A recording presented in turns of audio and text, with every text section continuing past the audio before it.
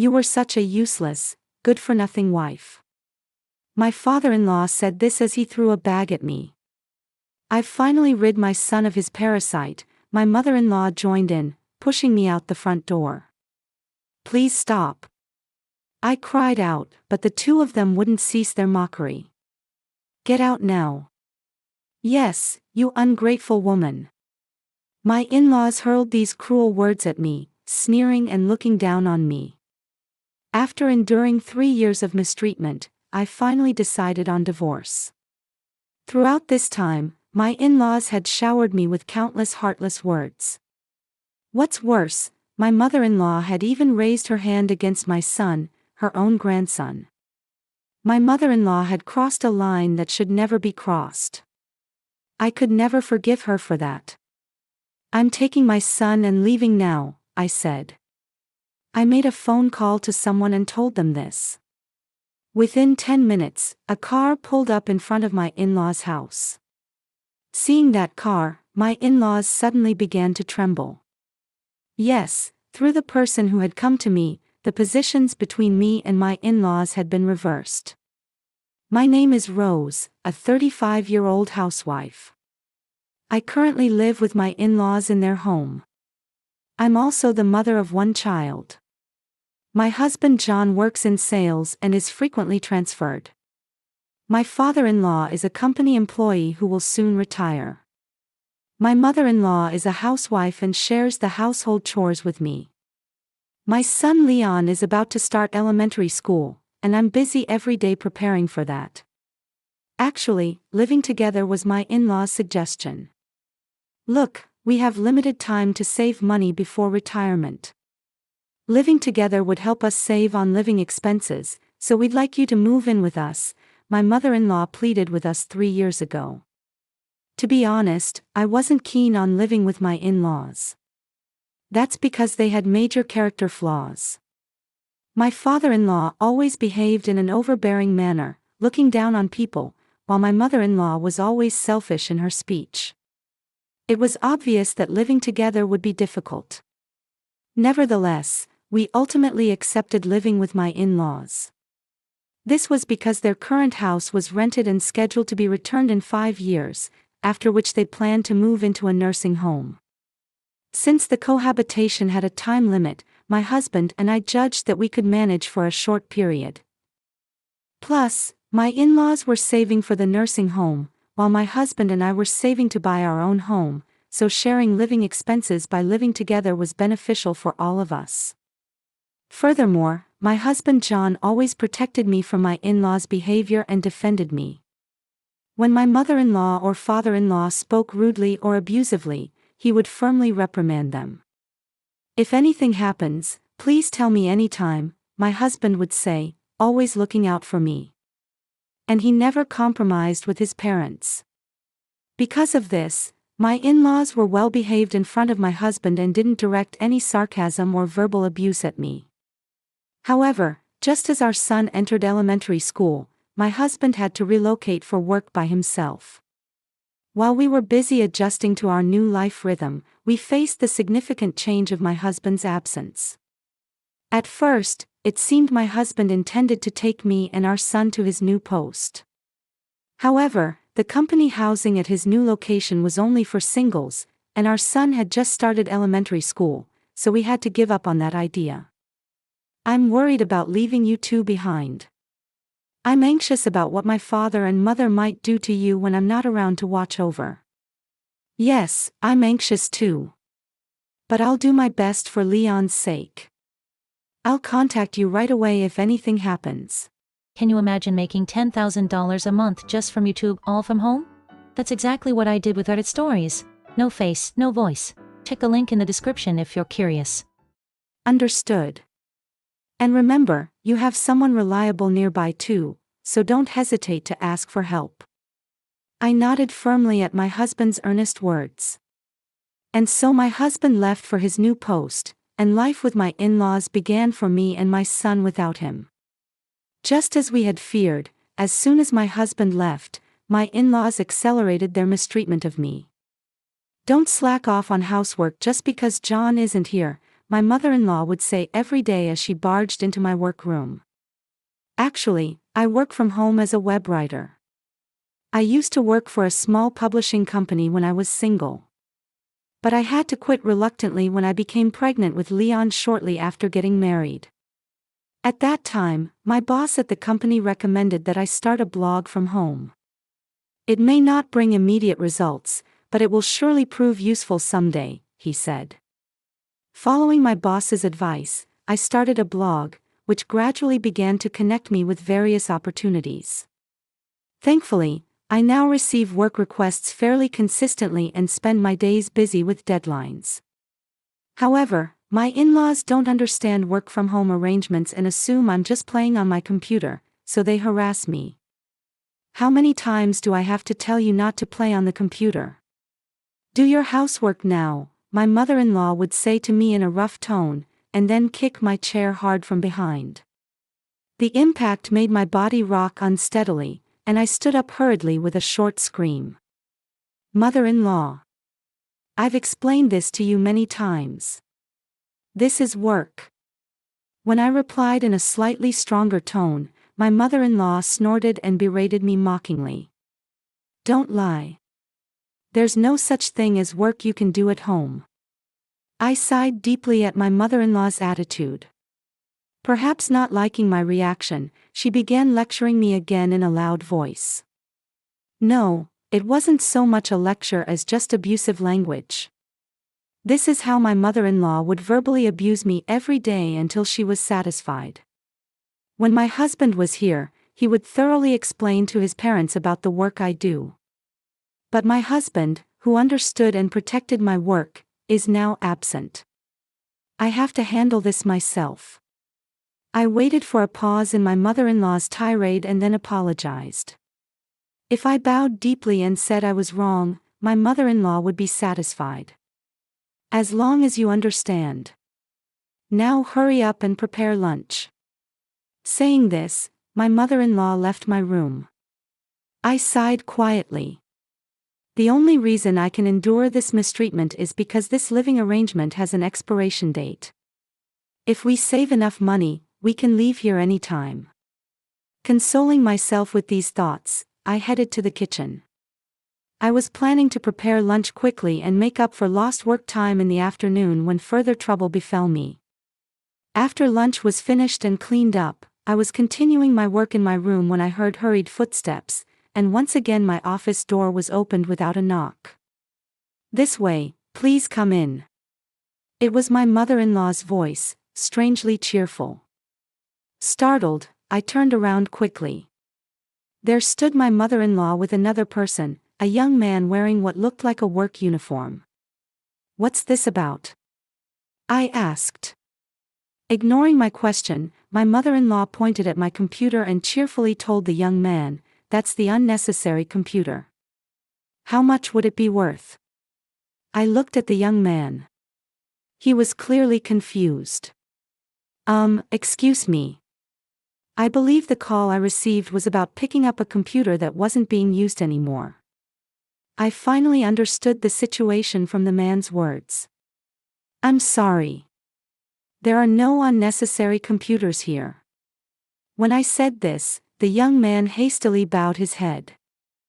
I ushered them out of my room and guided the serviceman to the entrance. Then my mother-in-law, her face red with anger, yelled at me. Hey, don't interfere. Seeing my mother-in-law's drastically changed attitude, the serviceman hurriedly ran out. Once we were alone, my mother-in-law lunged at me. I dodged her while asking the enraged woman, "Mother-in-law, please explain what this is about." She glared at me and said, "Since you're just playing around all the time, I thought I'd sell it." There was a call from a pickup service, so I thought it was perfect timing. Saying this angrily, she went into her room. The door slammed shut in front of me. I slumped down where I stood. I never expected to face something like this. I remained dazed there for a while, but eventually pulled myself together and returned to my room. I called my husband's mobile phone.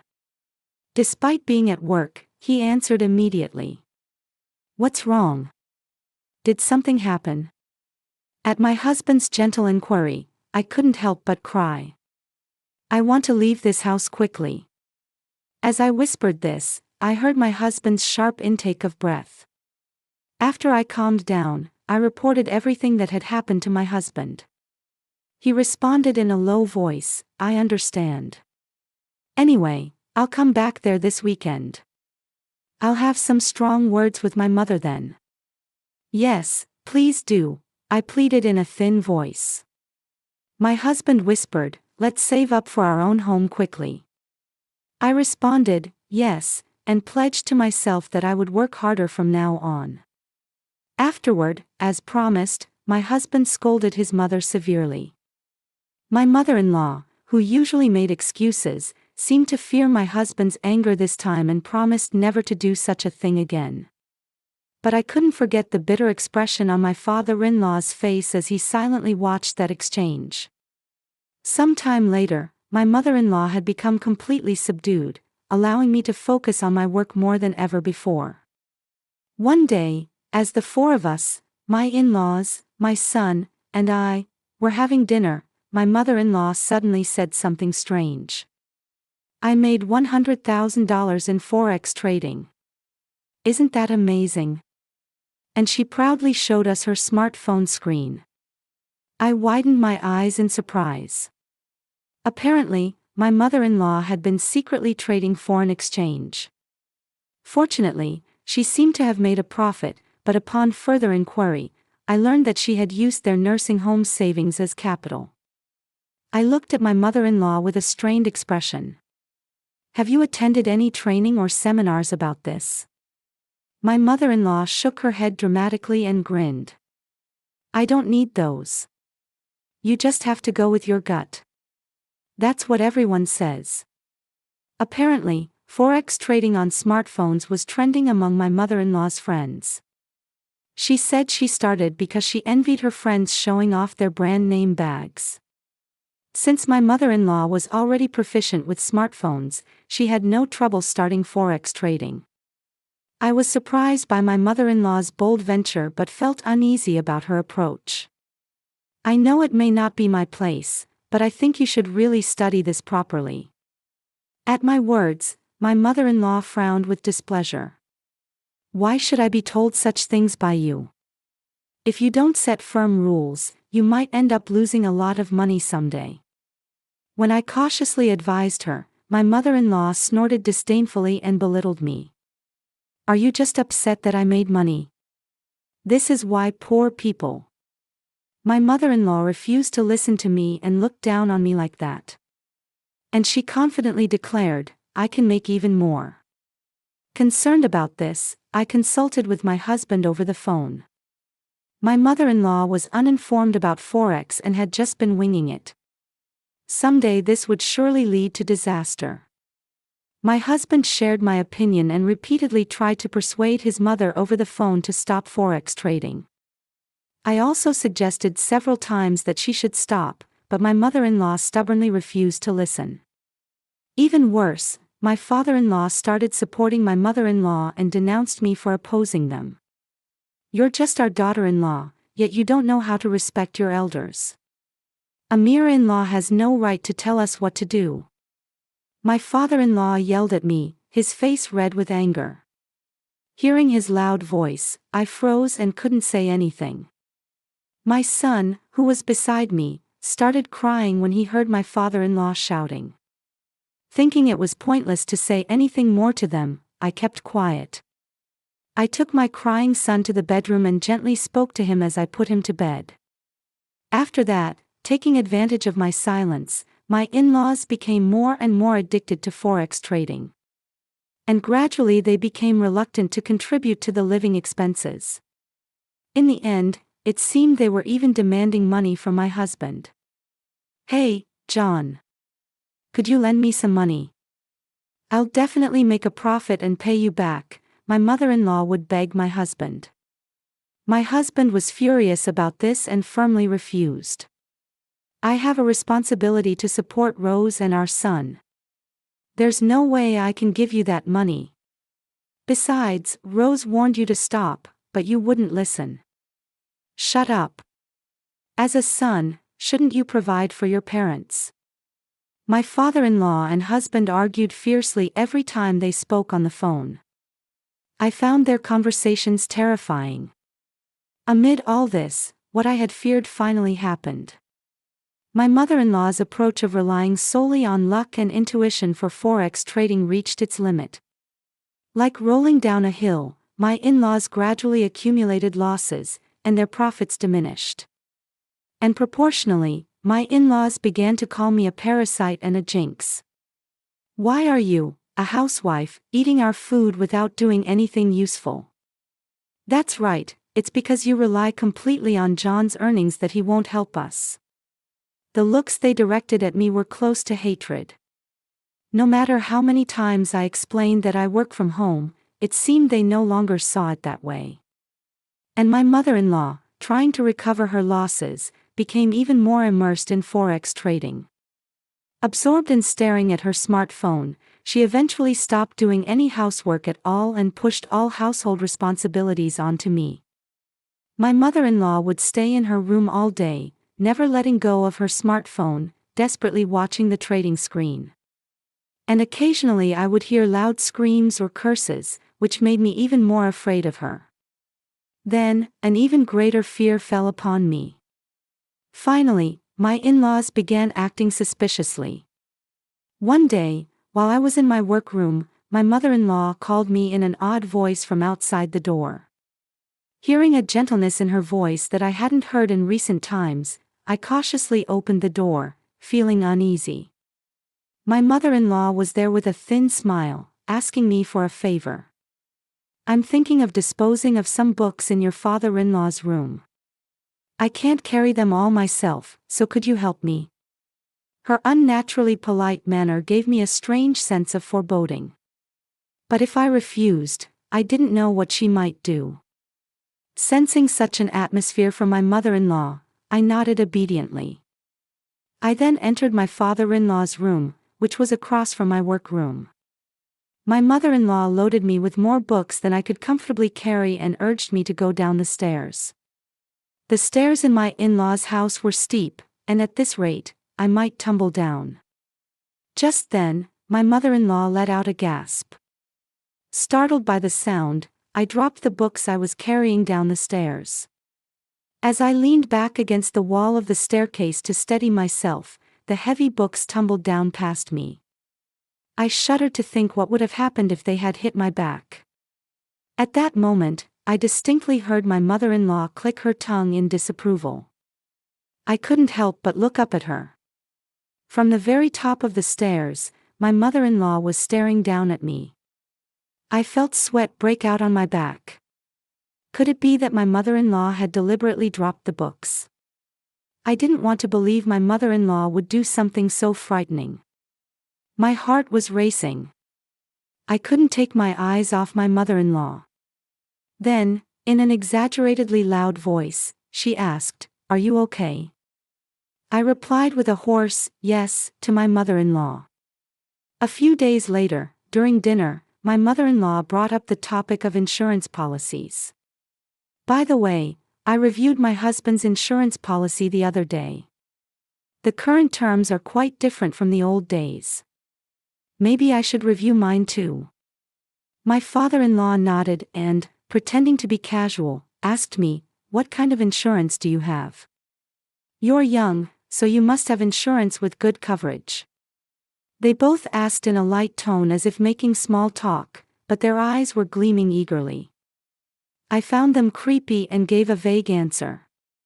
And with their words, I felt a half-certainty forming in my mind. My in-laws might be wishing I was gone. They might be thinking that if I left this house, all of my husband's earnings would be theirs. They might be asking about my insurance with an eye on my insurance money. Thinking that far, I shook my head. Maybe I was overthinking this. Surely they wouldn't think of harming me, no matter what. I reconsidered, but the staircase incident flashed back in my mind. What if that had been deliberate? But there was no clear evidence. I consulted with my husband over the phone about the series of events. Indeed, Without evidence, we can't report this to the police, my husband muttered with frustration in his voice. But I feel like I'm in danger. Upon hearing this, my husband made a suggestion. I agreed with his proposal, satisfied with its content. And so we secretly made a certain plan. A few days later, on a holiday, a decisive incident occurred.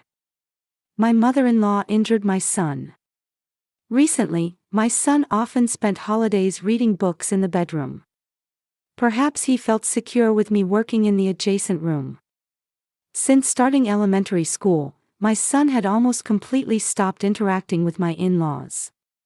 Or rather, he seemed to be afraid of their recent behavior. This was understandable. My in-laws had frightened him by raising their voices in front of him many times, and they normally showed no interest in him. I was focused on my work, feeling reassured that my son was in the bedroom. Suddenly, I heard my son's voice. "Stop it. Grandma. Stop it." Hearing my son's desperate voice, I hurried to the bedroom. "What's wrong, Leon? Did something happen?" Just then, I heard a sharp slapping sound and a thud, like something falling, coming from the bedroom. When I rushed into the bedroom, my son was lying on the floor, crying. And his left cheek was swollen pitifully. "Mother-in-law, did you hit Leon?" I screamed in a frenzy, glaring at my mother-in-law while holding Leon, and she exploded in anger, berating me. "It's because of your poor parenting that Leon has become defiant. It's your fault." My mother-in-law blamed me without showing any remorse for laying hands on her grandson. Seeing this, the cord of my patience finally snapped. "I can't take it anymore. I can't endure this any longer. I'm leaving this house. I'm divorcing your son." I stared straight at my mother-in-law and shouted loudly. And the next moment, I gently touched my son's cheek in my arms, and he tearfully handed me something he had been clutching. It was the bank book containing the savings for the home my husband and I were saving for. Had my mother-in-law entered the bedroom to steal this? Had my son noticed and tried to stop her, retrieving the bank book? And had my mother-in-law become angry about this and slapped my son? As I was consumed by the anger welling up inside me, my mother-in-law, delighted at my announcement to leave, hurriedly pushed something on me. "I've been waiting for you to say that. Fill this out and get out." What my mother-in-law thrust at me was a divorce paper with my husband's name already filled in. I took it with trembling hands and filled in my name. My mother-in-law watched me and said triumphantly, "I received this from John when he came back the other day. He's been treating you as a nuisance too." Saying this, my mother-in-law pressed me. I bit my lip as I completed the divorce paper. Then, my mother-in-law snatched it away and said with an unpleasant smile, "I'll submit this. Now you're just a stranger to us." "That's right, hurry up and get out of here," said my father-in-law. "Now I can put more money into forex trading," added my mother-in-law. My in-laws laughed loudly as they began throwing my belongings outside haphazardly. "You were such a useless, good-for-nothing wife."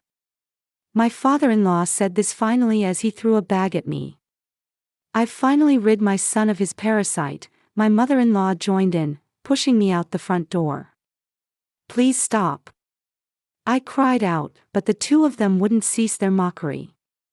"Get out now." "Yes, you ungrateful woman."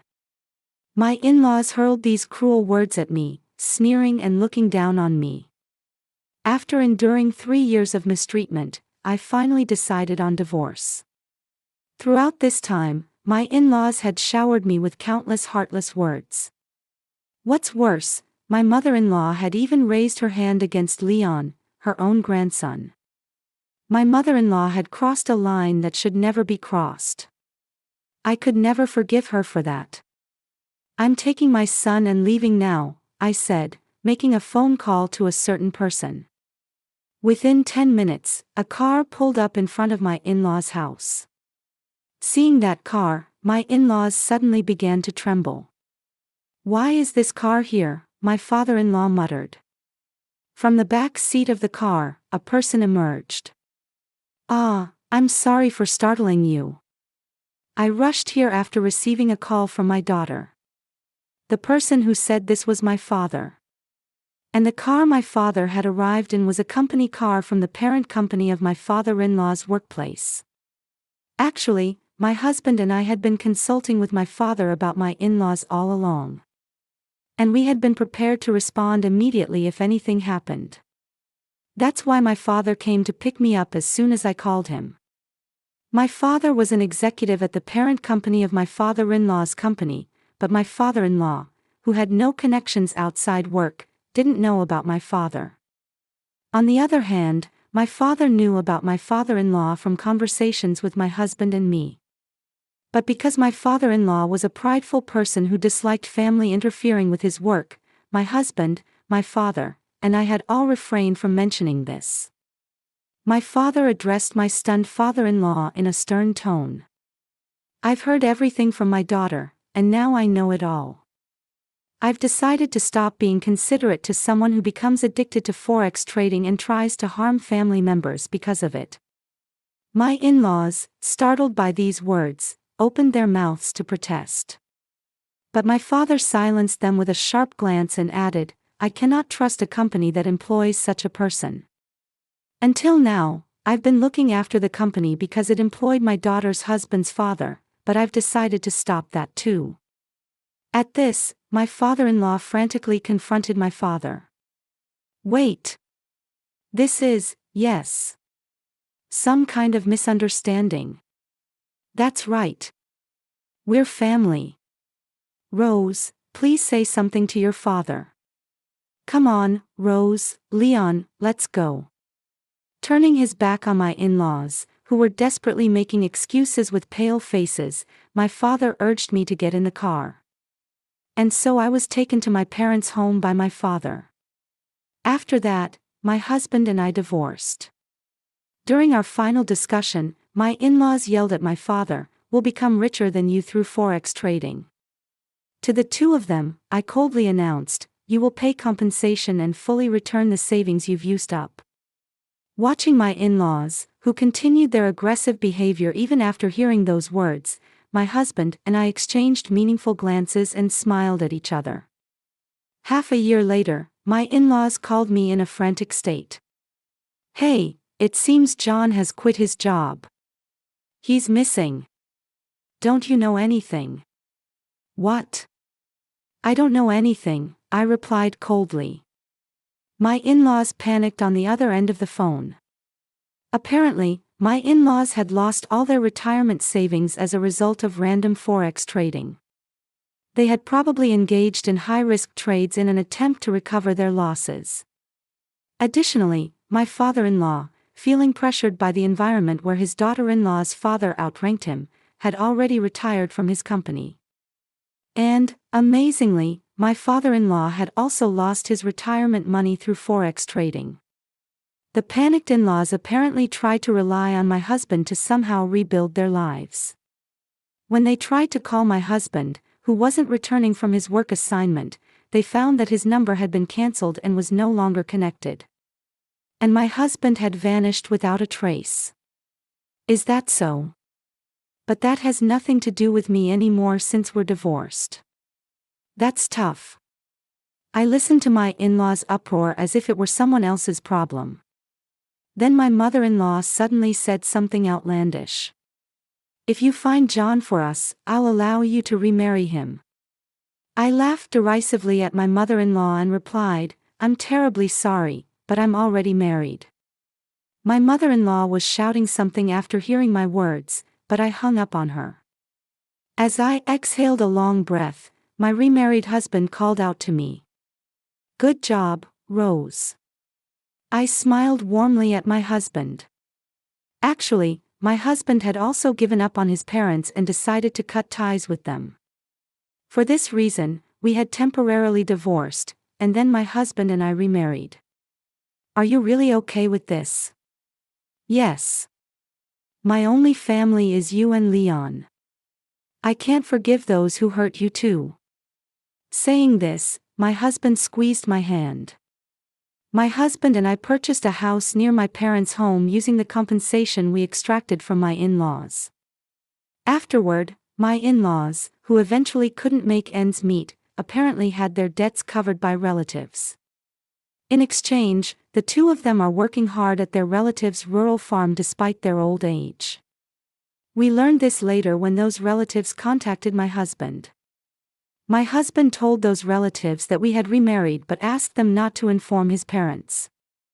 The next time I'll see those people will be at their funeral. I deeply agreed with my husband's decision.